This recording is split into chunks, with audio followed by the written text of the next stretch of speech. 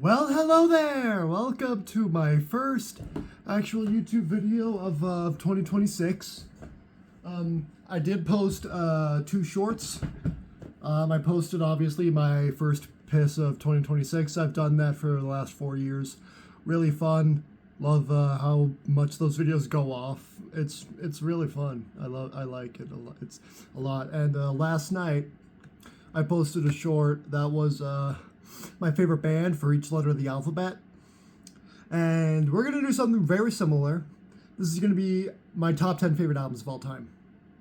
Kind of surprised I haven't done this yet. I've thought about doing it numerous times, but yeah, I just looked through my CDs, grabbed all the ones that I really liked, narrowed it down to 10. Here's all the ones that I had to remove. I'll show you all these at the end of the video. But yeah, as usual, this video is 100% unscripted. Might have a general idea of what I'm going to say, but everything that comes out of my mouth, it just happens, alright? So yeah, I guess we'll just get started here with my number 10 favorite album of all time. I'm going to have to go with Bullet for My Valentine's The Poison for number 10. This album is so good. I also have it on vinyl. Let me go grab that. So, yeah. This album's great. 2005, classic metalcore album. Obviously, you got Tears Don't Fall on here. That's like one of maybe the metalcore song aside from like Unholy Confessions. Like Unholy Confessions and Tears Don't Fall. Those are the two, like the metalcore songs. And then obviously you also got Four Words to Choke Upon, All These Things I Hate, Revolve Around Me, Hand of Blood. Tons of hits on this album. It was really awesome to see them play all of this earlier this year with Trivium. Doing all of Ascendancy. Obviously that tour, didn't really go too well, but I fucking loved it. It was also great to see Silosis and August Burns Red, obviously Trivium. But yeah, I love this album. It's so good. I mean, what do I even have to say? It's The Poison, it's good. And something I love about this is my CD copy has Spit You Out on it, but it does not have Hand of Blood. And my copy of vinyl has Hand of Blood, but it doesn't have Spit You Out. And then if we go into here, bam, there's the lyrics for Spit You Out. And guess what song there isn't lyrics for in here? Hand of Blood. Which is really weird. Like, you put the lyrics for a song that you didn't include on here, and then just, I know, like, regionally that was a little different. When I saw them, they played the track listing from the vinyl, so no Spit You Out, they did Hand of Blood. But it's just really weird that they have the lyrics for Spit You Out on the vinyl, even though it's not there, and then Hand of Blood, which is on here, doesn't have the lyrics printed. I don't know. It would be even funnier if the CD had lyrics for Hand of Blood instead of Spit You Out, but no. Whatever. But yeah, I absolutely love Bullet for Valentine, absolutely love The Poison. It was really close between this and Scream Aim Fire. I also love... I tried to just do one album per band here, otherwise there would have been 4 Trivium albums in here. So yeah, Poison just barely beat out Scream Aim Fire for me. Very close. Now we got number 9. This album's awesome. This band is awesome. Scar Symmetry, The Singularity, Phase 2 Xenotaph, from 2023. Definitely the newest album on my list. Like, without a doubt. I have a couple from the 2000s. This is my only one from the 2020s. I have one from the 2010s in here. And then that, and I think one more from the 2000s. Yeah. But this is obviously the newest album. The second Singularity album after Neo-Humanity, which came out in 2012, 2014, somewhere around there. But man, this album is so good. I love Scar Symmetry, probably my favorite Melodeath band. It's really close between them, Soilwork and Arch Enemy. If I could like see all those bands together, I would be filled with so much joy. I didn't include either Soilwork or Arch Enemy in here. Because they don't really have any standalone albums for me. But I still love them. I would have. I almost did. But yeah, this album is really good. You've got some awesome songs: Scorched Quadrant, Digiphrenia Dawn, Voyagel Tailed Meteors, Hyperborean Plains. Really awesome mellow death album. They're like, they blend different vocal styles, clean and harsh vocals really well. Not like in a way of metalcore where it's mainly just like metalcore screaming and then like clean singing. They it's like death growls and clean singing. And this is one of their albums. They have 2 vocalists, and it's awesome, man.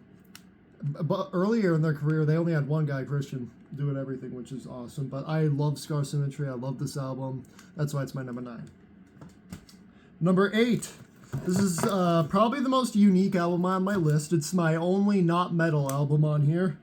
But it's for a reason, and it's Enter the Wu-Tang by the Wu-Tang Clan, 36 Chambers, from 1993. I should probably sit a little back more in my chair. From 1993. Oh my god, this classic hip-hop right here.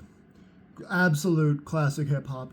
Every song in here is awesome. You obviously got Cream, Method Man, Shame on a Ninja, The Mystery of Chess Boxing, Wu-Tang Clan and None to Fuck With, Protect Your Neck. The whole second side is just filled with hits, and then first half, you got Bring the Ruckus, you got Shame on a Fella, Clan in the Front, Wu-Tang 7th Chamber, and Can It Be Also Simple.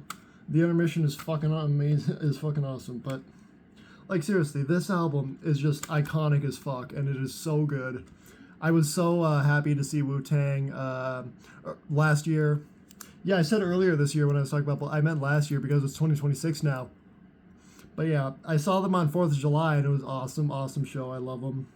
I'm going to be seeing Method Man at Red Rocks in October with Cypress Hill, with probably the single greatest lineup I have ever seen in my entire life.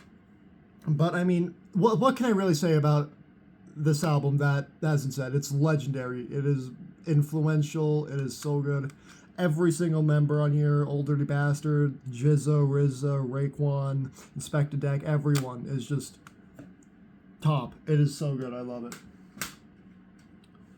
Another thing I love is number 7. This is another absolute classic album, and I would not feel right not putting this on here. It's Painkiller by Judas Priest, 1990. Oh my god, this is just the epitome of heavy metal. It is so fucking good. It is astounding how amazing this is, because like Turbo and Ram It Down before this, they were fine, but like you get Painkiller then. Like, come on. Obviously, you got the title track, Painkiller, one of the best songs ever. Hell Patrol, All Guns Blazing. So I was so happy they opened with All Guns Blazing when I saw them last. Perfect intro. Nightcrawler, Touch of Evil, Shot at Glory. And I love how much recently they've been playing songs from this. Like, the last time I saw them, they did Painkiller. I'm pretty sure they did Hell Patrol. They did All Guns Blazing. They did Nightcrawler, they did Touch of Evil, and then before that, when I saw them a few years ago, I remember I'm pretty sure they opened with One Shot at Glory, and they might have done Metal Meltdown, I can't remember, but it's so good. It is just a classic album, one of the best heavy metal albums ever made. KK and Glenn's guitar work is amazing. Scott Travis is one of the best drummers ever made. Rob is obviously legend, and Ian Hill is there, but you know, it's so good. It's so fucking good. I love Painkiller. Who doesn't? It's so good. Another thing I love, number 6.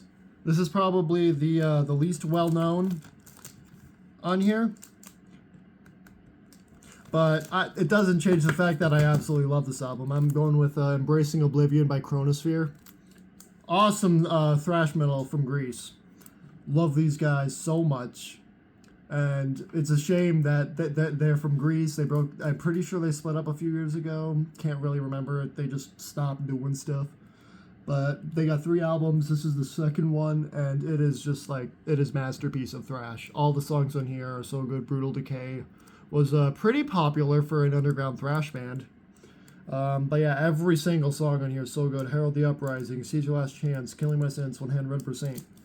Force-fed truth. Everything on here is good. I love Chronosphere so much. If you've never heard Chronosphere, definitely give this album a listen. Listen to Environment and Red and Roll as well. They're so good, man. I love Chronosphere. Listen to them. That's why they're number 6. So good. So, amazing thrash. Like, come on. Their riffing, their drums, everything is so good. I just love it. Now we're in the top 5. All right. These 5 right here have been like my absolute favorite albums for a long time. My favorite album that I had for a long time is actually no longer in the list. Because there was one album that was for like several years was my favorite. It's not in here anymore. It is in honorable mentions. I'll show you that when I get there. All 400 of these. But yeah, let's get going with number 5. Another amazing underrated thrash band is Holy Moses. 1989.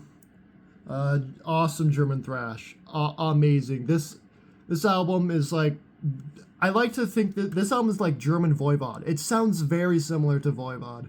Sabina Klassen is one of my favorite vocalists ever. She has a great voice.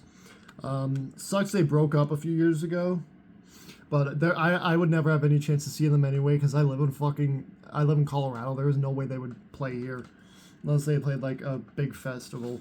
Like maybe they would play Milwaukee Manifest. I don't know, but like this album is so fucking good. Near Dark to Open is so good. Defcon 2 and Panic. First 3 songs, just right out of the gate, awesome. Especially Panic has big Voivod vibes. This whole album has really big Voivod vibes. You got Locky Popster, SSP, obviously, The Brood, Lost in the Maze. It's awesome, man. I love Holy Moses. They're probably my favorite German thrash band. Mainly because, like, Creator is, like, the only competition. I don't like Sodom that much, okay? Sodom is, in my opinion, the most overrated thrash band. They're good. I really like them, but Wodas just like, they're probably my least favorite German thrash band. Okay, please don't murder me, please, yeah. I like Tankard more than Destruction and Sodom. Kill me. Whatever. Listen to Holy Moses. Listen to The New Machine of Liechtenstein. It is good. I love it. It's so good. Really good. Number 4, this is another absolute classic album. Pretty much every metalhead knows this band, knows this album, and its influence.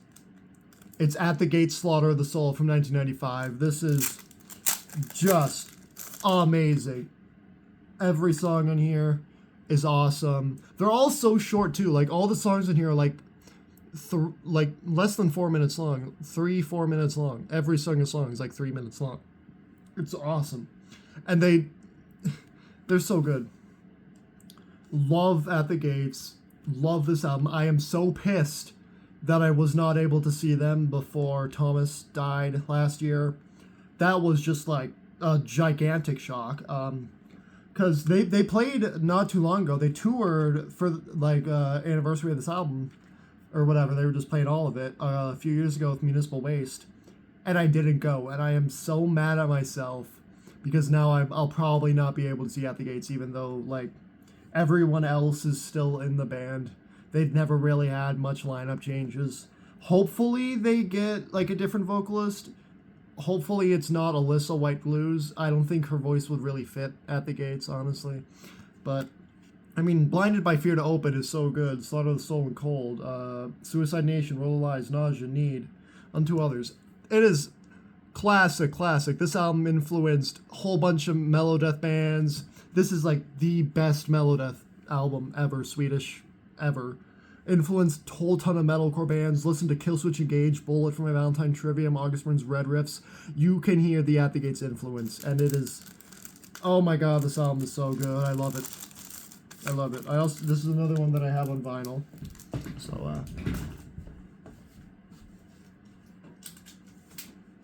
yeah, there it is. It's so good. I love it. Now, number 3, another album I have on vinyl is Iron Maiden's Power Slave from 1984. This is the peak of just heavy metal. Painkiller as well, but Power Slave is just amazing. This album is catchy. This album is proggy. Like the last, like Rhyme of the Ancient Mariner and Power Slave together is 20 minutes. And they breeze by. Every song on here is just a classic. Aces High, 2 Minutes to Midnight, Power Slave, Rhyme of the Ancient Mariner. Hell, I love the deep cuts. I love Back from the Village. I love Lost for Words. I love Flash the Blade and The Duelists. Every song is so good. This is just the best British band, Iron Maiden. They have a lot of great albums, don't get me wrong. Number of the Beast could be up here. Somewhere in Time could be on here. Killers could be on here. But this, Brave New World, but this album is so good. The dual guitars from Adrian and Dave's amazing stuff. This is definitely the album where Bruce Dickinson sounded the best. His voice is amazing. Obviously, Steve's bass and Nico's drums. Awesome stuff. This is just amazing album. And if you somehow have never heard Power Slave, you are doing yourself an injustice. Listen to it. It is so good. I love it. It's so good. Number 2. Okay. Now we got number 2. This is an album from a band that, like, pretty much everyone disagrees on what the best album by this band is. Pretty much choose any album, and that album is going to be someone's favorite, okay? Because all their albums are good. It's Death, obviously. Because, like, who else would I be? It's Death. And it was really close for me. I love all of Death's albums, especially Human and Symbolic, but especially The Sound of Perseverance has got to be my favorite Death album and my number 2 album of all time. This album is so good. Symbolic was really great technical death metal. They had some more individual flop patterns in Human, but Sound of Perseverance is just full-on tech death. A lot of prog stuff on here. Bunch of the songs are long. Like Flesh and the Powered Holds is like 8 minutes long. But it is awesome. I love this. Chuck is a legend for a fucking reason, okay? I got a poster of the album right up there. And this is just peak death metal. I don't know. 1998, their last album, unless you count the Control Denied album, Fragile Art of Existence, which I do have. And I love that album too, but I don't think I would have put it in here. Maybe an honorable mention if like the stack would reach my ceiling. But it's still amazing, and so is this, because I love how they are called different genres. This and Control Denied are considered different genres, even though they are literally the exact same, except they have a different vocalist. It is literally, just listen to the instrumentals from Sound of Perseverance and Fragile Art of Existence. They are identical. It is like exactly the same. If you put Control Denied vocals on this album, it'll sound like Control Denied. Put Chuck's vocals on Control Denied, it'll sound like Death. It is crazy. And this album is crazy. Scavenger of Human Sorrow, so good. Spirit Crusher, Flesh and Powered Holds, obviously Voice of the Soul, classic, amazing instrumental. Moment of Clarity, and then Painkiller cover. I already had Painkiller in my list. I don't really count that song because you can't improve perfection. That is a perfect metal song, and you can't really include. Although Chuck's opening scream on that song is just like all really good. I love it. All right, number 1. I have gone on about this album before, so I'm not gonna like lay it down too much because you probably know what album it is. If you've watched some of me before, you probably know what my number 1 album ever is. Shogun by Trivium from 2008. Peak music. Best thing. This is the best thing that humanity has ever made. Like, aside, like, you got the invention of fire, the invention of the wheel, the first house. You got Shogun, the best album and the best thing ever. Every song is amazing. The bonus tracks are amazing. The documentary is something, especially that one part with Apollo doing something. If you've watched it, you know what I'm talking about. But everyone in here is at their complete A game. This is peak Matt Heafy vocals. He sounds so good. Paul on the Shores has some growling in it. Really wish they had done that more on the album. But, I mean, Down from the Sky is obviously big. Kiersey Goman, Into the Mouth of Hell We March, Foes of Perdition, Calamity, Prometheus and the Crucifix Shogun. Every song is just a masterpiece. This whole album is a masterpiece. And it's such a shame that after making this, they made In Waves, which is much worse than Vengeance Falls, which is just... But, like, metalcore, progressive metal, thrash metal, what they are masters at blending genres, and they do it all so well. And even all their albums sound different. The Crusade sounds like thrash. Is basically a thrash metal album. Ember to Inferno is just straight up metalcore. Silence in the Snow has no screaming. Has no screaming or growling, you can tell. And this album is progressive as balls. It's heavy as balls. It's catchy as balls. Brutal. It's so good. And I'm pissed that when I saw them with Bullet, they didn't play anything from it. And then on the Struck Dead tour, when they didn't come here, they played Throes of Perdition, Down from the Sky, and Into the Mouth of Hell We March. So, thanks very much! Come to Denver again, please.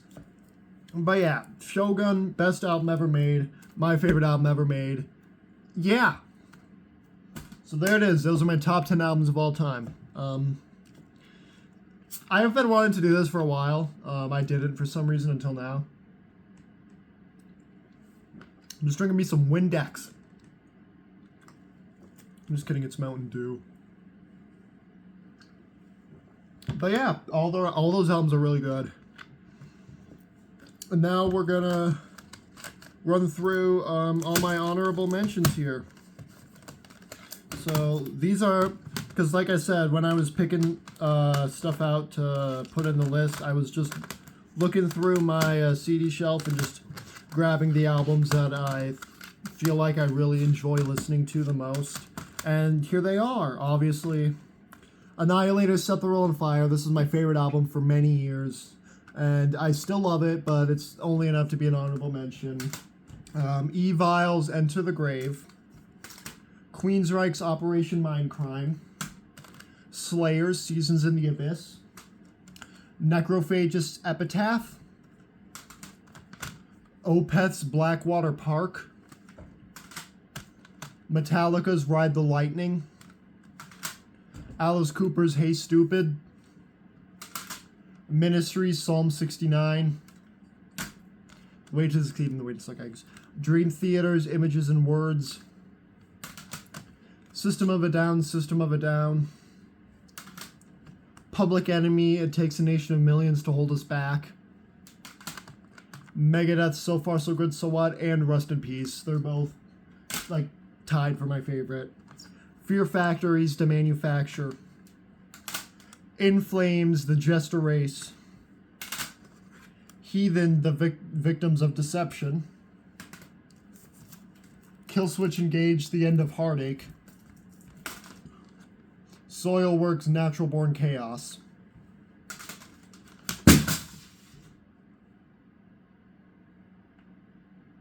Fuck.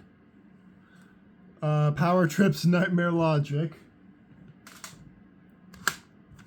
Sepultura's Beneath the Remains. Halloween's Keeper of the Seven Keys Part 1 and Part 2, but specifically Part 1 I like just a little bit more than 2. But if I could have them together, I most certainly would. And my final honorable mention is going to be Korn by Korn. I'm going to pick up the ones that fell.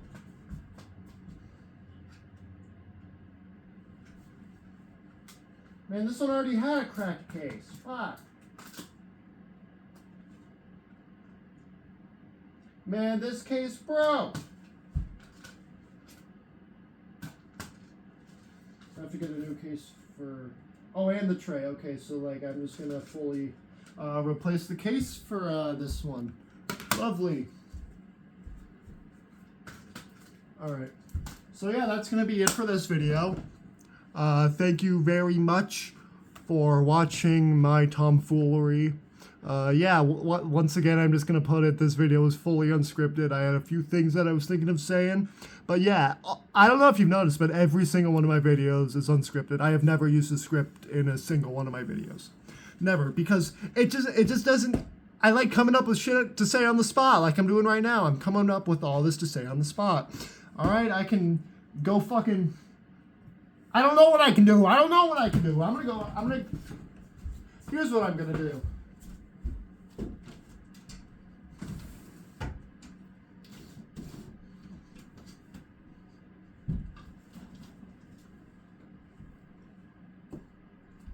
I'm doing it!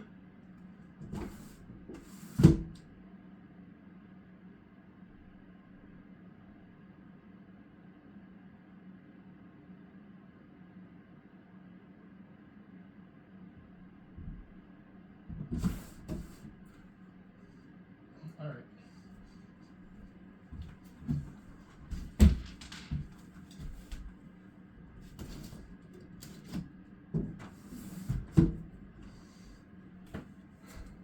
What the fuck am I doing?